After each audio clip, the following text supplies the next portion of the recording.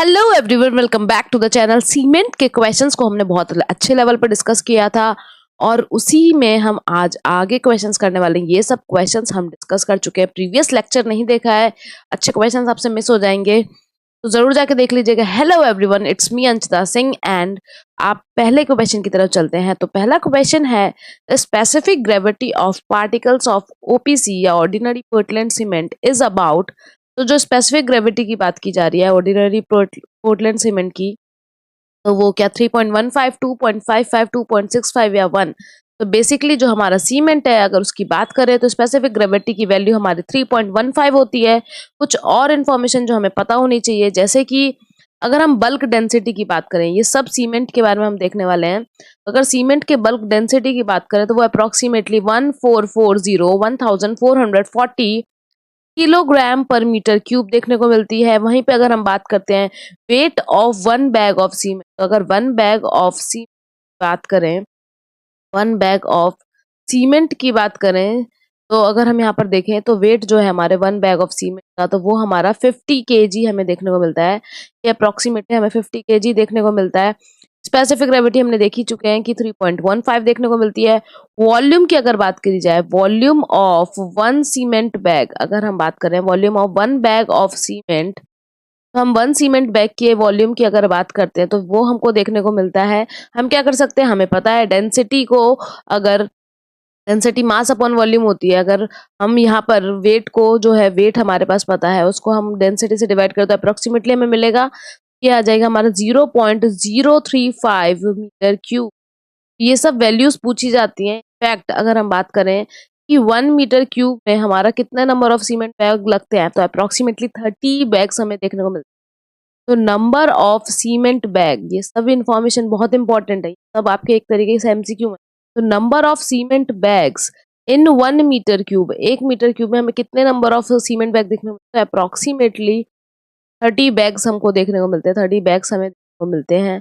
वहीं पे अगर बात करें volume of dry mortar is, तो volume of dry mortar is -% more than the volume of wet mortar, ये भी पूछा जाता है। तो अगर वॉल्यूम ऑफ ड्राई मोटार, अगर बात करें volume of dry motor, motor जो है हमारा ड्राई मोटार, उसका परसेंटेज कितना ज्यादा होगा, कितना परसेंटेज ज्यादा होगा, it will be more than how many much percent से वॉल्यूम ऑफ वेट मोटार से, वेट मोटार के कंपेयर में। यहाँ पर देखें तो ये हमारा 30% मोर होता है। ये कितना परसेंट ज्यादा है, 30% मोर। ये सब कुछ इन्फॉर्मेशन है जो कि हमारे एमसीक्यू में पूछे जा सकते हैं। वेल, नेक्स्ट क्वेश्चन की तरफ चलते हैं। क्वेश्चन है हमारा, in the process of hydration of OPC. Hydration process क्या मतलब, जब हम सीमेंट में वाटर को मिक्स करते हैं, वाटर को डालते हैं और फिर वो जो रिएक्शन होती है उसे हाइड्रेशन कहते हैं। To complete all chemical reaction the water requirement is. तो अगर ऑल केमिकल रिएक्शन की बात की जाए तो हमारे अप्रोक्सीमेटली 23% लगती है हमारी ऑल केमिकल रिएक्शन को करने में। तो ये याद रखने वाली बातें हैं। 23% हमारा वाटर जो है, बेसिकली अगर बात करें 23% वाटर बाय वेट हमारा किस में लगता है, to complete all chemical reaction. और अगर हमारा वॉइड्स को भी हम इंक्लूड कर लें, ऑल केमिकल रिएक्शन को करने में हमारा कितना लगता है, 23%। वही पे अगर हम बात करते हैं, अगर हमने किसको, वॉइड्स को भी, एंट्रैप्ड वॉइड्स को भी इंक्लूड कर लिया तो 15% और वाटर हमको देना पड़ता है। अगर वाटर, जब हमारा एंट्रैप्ड वॉइड्स के बारे में बात करते हैं तो वॉइड्स को भी अगर कंसीडर किया, जो एंट्रैप्ड है हमारे सीमेंट के अंदर, उसको भी कंसीडर कर रहे हैं तो 15% और देना पड़ता है। और फिर हमारा टोटल वाटर कितना हो जाएगा, 38 अप्रोक्सीमेट, 38 अप्रोक्सीमेटली, जब हमें टोटल हाइड्रेशन कराना होता है, कंप्लीट हाइड्रेशन कराना होता है। लेकिन यहाँ पे सिर्फ केमिकल रिएक्शन, ध्यान देने वाली बात क्या है, केमिकल रिएक्शन की वजह से पूछ रहा है। कंप्लीट हाइड्रेशन पूछता है 38% लगाते हैं। सिर्फ केमिकल रिएक्शन को कंप्लीट करने के लिए कितना वाटर रिक्वायरमेंट है, 23, मतलब कि 20 to 25% के बीच में वैल्यू आएगी। That means third option will be the correct answer of this question. Next question को देखते हैं। नेक्स्ट क्वेश्चन है, if P is the percentage of water required for normal consistency. तो नॉर्मल कंसिस्टेंसी याद है हमने किससे किया था, विकेट एपरेटस से, और पूरी हमने देखा था। अब हम पिछले लेक्चर में देख चुके हैं, तो इस लेक्चर में आपको कमेंट सेक्शन में बताना है कि जो सिलेंड्रिकल माउल्ड है इसकी डायमीटर कितनी होती है, इसकी हाइट कितनी होती है, और जो यहाँ प्लंजर यूज करता है इसकी डाया कितनी है, इसकी लेंथ कितनी है, और इसका वेट कितना। ये सब फटाफट से कमेंट सेक्शन में बताना है और ये कितने तक टॉप से हमारा इंसर्ट हो जानी चाहिए कि हम उस वाटर को नॉर्मल कंसिस्टेंसी जो पी से हम दिखाते हैं उसको हम अटेन कर लेंगे। फिर अब यहाँ पे पूछ रहा है इनिशियल सेटिंग टाइम में हम कितना लेते हैं, तो इनिशियल सेटिंग टाइम में 0.85 पी लेते हैं, फाइनल सेटिंग टाइम में भी 0.85 पी लेते हैं। अगर हम लीचेटिले टेस्ट की बात करें जो ओनली फॉर लाइम होता है तो वहाँ पर हम 0.78 लेते हैं। P/4 प्लस 3% हम कंप्रेसिव स्ट्रेंथ टेस्ट में लेते हैं। P/5 प्लस 2.5% ये हम टेंसाइल स्ट्रेंथ में लेते हैं। ये सब वैल्यू बहुत इंपॉर्टेंट है। नेक्स्ट क्वेश्चन को देखते हैं। नेक्स्ट क्वेश्चन कह रहा है the cement and water slurry, जो सीमेंट है और जो वाटर स्लरी है वो हमारे जो सीमेंट और वाटर स्लरी है वो हमारे टॉप पे आ जाता है। Coming on the top and setting on the surface is called, तो जो है टॉप पे आ जाता है और सेट करने लगता है तो बेसिकली इस प्रोसेस को क्या कहते हैं, क्रेजिंग कहते हैं, एफ्लोरेसेंस कहते हैं, या फिर सल्फेट डिटोरिएशन कहते हैं, या फिर हमारा लाइटेंस कहा जाता है। तो बेसिकली अगर क्रेजिंग की बात करें तो क्रेजिंग क्या होता है, यहाँ पर छोटे छोटे क्रैक्स, हमें एक फाइन रैंडम क्रैक्स देखने को मिलते हैं। इसमें क्या होता है, फाइन रैंडम क्रैक्स देखने को मिलते हैं या फिर फिशर्स बोला जा सकता है। तो फाइन रैंडम क्रैक देखने को मिलते हैं, उसे क्रेजिंग बोलते हैं। एफ्लोरेसेंस क्या होता है, व्हाइट पैचेस हमें देखने को मिलते हैं। एफ्लोरेसेंस क्या होता है, व्हाइट पैचेस देखने को मिल जाएंगे हमें। सल्फेट डिटोरेशन मतलब कि सल्फेट का अटैक अगर पड़ता है तो बेसिकली क्या होगा, अनसाउंडनेस देखने को मिलेगी, बहुत ज्यादा एक्सपेंसिव नेचर में हो जाता है। तो वेरी एक्सपेंसिव, एक्सपेंसिव वो महंगा वाला एक्सपेंसिव नहीं, वॉल्यूम चेंज वाला एक्सपेंसिव। तो यहाँ पर हमें क्या देखने को मिलेगा, अनसाउंडनेस की दिक्कत देखने को मिलती है। और लेटेंसी ही बेसिकली वो है जिसमें क्या होता है, इस केस में क्या होगा, अगर एक्सेस वाटर प्रेजेंट है हमारा कंक्रीट मिक्स में, यहाँ पे क्या होगा, जो सीमेंट के साथ वाटर हमारे सरफेस पे आ जाएगा कैपिलरी एक्शन के थ्रू। किस एक्शन के थ्रू आता है, कैपिलरी एक्शन के सरफेस पे आ जाएगा और फिर वहां आके सेट होने लगेगा। तो ये fourth option will be the correct answer of this question.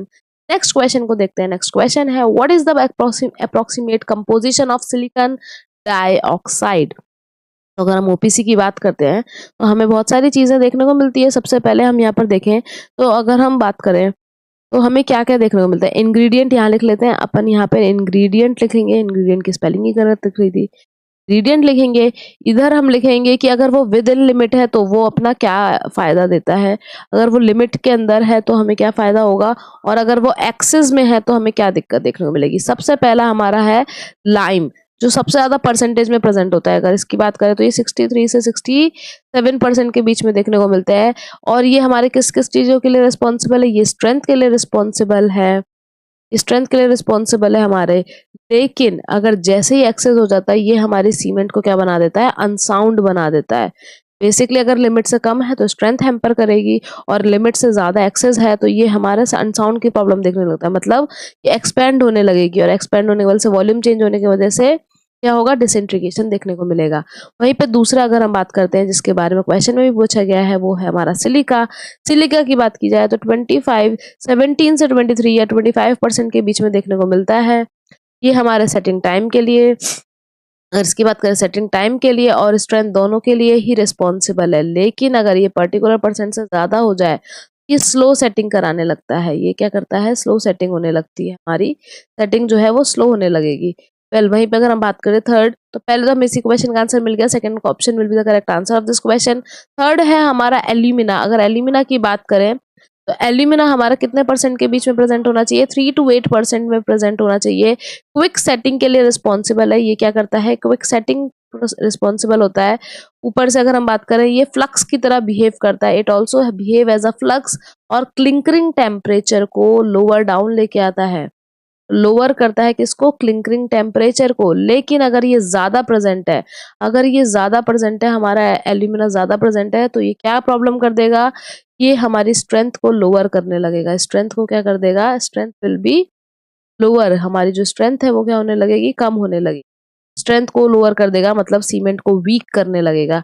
अगर आगे देखें तो आगे अपन देखते हैं, अगर यहाँ पर देखें तो और भी चीजें हमारी कंपोजिशन में है। अगर हम बात करें यहाँ पर एल्यूमिना के बाद आयरन ऑक्साइड हमें देखने को मिलता है, आयरन ऑक्साइड देखने को मिलता है, आयरन ऑक्साइड। और इसके परसेंटेज की अगर हम बात करते हैं तो ये कितना हमारा प्रेजेंट होता है, आयरन ऑक्साइड की बात की जाए तो 3 से 4% हमको देखने को मिलेगा। वेल इसकी बात की जाए तो ये क्या करता है, एक तो कलर प्रोवाइड करता है, कलर प्रोवाइड करता है, हार्डनेस प्रोवाइड करता है, कलर प्रोवाइड करता है, हार्डनेस प्रोवाइड करता है, स्ट्रेंथ प्रोवाइड करता है। वेल वहीं पे अगर हम बात करते हैं, ये सब प्रोवाइड करता है और इसके एक्सेस से हमें कोई ऐसी खास दिक्कत देखने को नहीं। वेल वहीं पे अगर हम मैग्नीशिया की बात करें, मैग्नीशिया जो है बिल्कुल सेम जो आयरन ऑक्साइड प्रोवाइड कर रहा है वही प्रोवाइड करता है, लेकिन इसके एक्सेस होने की वजह से अनसाउंडनेस देखने को मिलती है। इसके एक्सेस होने की वजह से हमें अनसाउंडनेस देखने को मिलती है। ये भी क्या-क्या प्रोवाइड करता है, ये हमारा हार्डनेस प्रोवाइड करता है, ये भी एक टिंट येलो कलर प्रोवाइड करता है, कलर प्रोवाइड करता है। और मैग्नीशिया के परसेंटेज की बात की जाए तो 1 से 3% के बीच में वैल्यू देखने को मिलती है। एल्कलीस भी प्रेजेंट होते हैं, लेकिन हमें एल्कलीस चाहिए नहीं, होते हैं ये प्रेजेंट।